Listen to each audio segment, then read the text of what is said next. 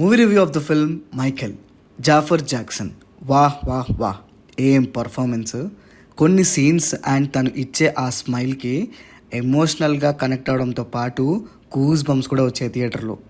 Excellent performance. Michael Jackson ఏమన్నా ఆవహించాడా అన్నట్టుగా ఉంది తన పర్ఫార్మెన్స్. మహానటి సినిమా తర్వాత లీడ్ యాక్టర్ ఒక బయోపిక్లో ఇంత పర్ఫెక్ట్గా సెట్ అయినట్టుగా అనిపించింది నాకైతే ఇదే. ఇంకా మూవీ గురించి మాట్లాడుకుంటే ఫ్యాన్స్కి మంచి హై ఇచ్చే సీన్స్, మంచి drama, great performances, excellent cinematography. మీరు ట్రూ ఎంజే ఫ్యాన్ అవుతే ఖచ్చితంగా నచ్చుతుంది మీకు ఈ సినిమా.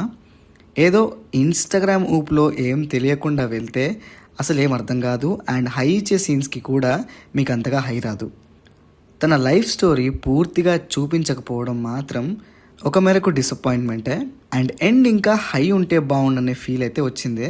పేసింగ్ కూడా కొద్దిగా స్లోగా అనిపిస్తుంది, బట్ అందులో మంచి డ్రామా అండ్ ఎమోషన్ అయితే హోల్డ్ చేశారు. Technically this film is strong.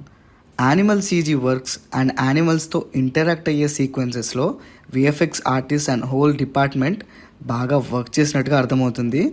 And heavy క్రౌడ్ని చూపించే సీక్వెన్సెస్లో మంచి ఐ ఫీస్ట్గా అనిపిస్తుంది. ఓవరాల్గా చెప్పాలంటే మీరు కనుక ఎంజే ఫ్యాన్ అయి ఉంటే మీకు మంచి సూపర్ కిక్ ఇచ్చే సీక్వెన్సెస్ ఉంటాయి. మీకు ఎంజే గురించి పెద్దగా తెలియకుండా ఏదో ఇన్స్టాగ్రామ్లో 2 రీళ్లు చూసి ఫ్యాన్ ఎడిట్స్ చూసి కనుక మీరు ఈ సినిమా చూద్దామని ఫిక్స్ అవుతే మీకు అంతగా ఎక్కకపోవచ్చు. సో అక్కడక్కడ 2-3 డైలాగ్స్ బ్యాడ్ లాంగ్వేజ్ యూజ్ చేశారు, బట్ తేడా సీన్స్ అయితే ఏం లేవు, మీరు ఫ్యామిలీతో చూసేయచ్చు. సో అదండి మ్యాటర్. మీరు కనుక సినిమా చూస్తుంటే మీకు ఏమనిపించింది అనే విషయాన్ని కామెంట్ చేయడం మాత్రం మర్చిపోకండి. మీకు ఈ సినిమాలో సూపర్గా అనిపించిన సీక్వెన్స్ ఏమైనా ఉంటే చెప్పండి. నాకైతే ఆ థ్రిల్లర్ ఆల్బమ్ స్టార్ట్ చేసే సీన్ ఏదైతే ఉందో అది, అండ్ ఆ మూన్ వాక్ సీక్వెన్స్, నేనైతే కొన్ని సెగ్మెంట్స్ దగ్గర ఎమోషనల్ అయిపోయినా. సో అదండి matter. This is Pranav signing off team cinema picture.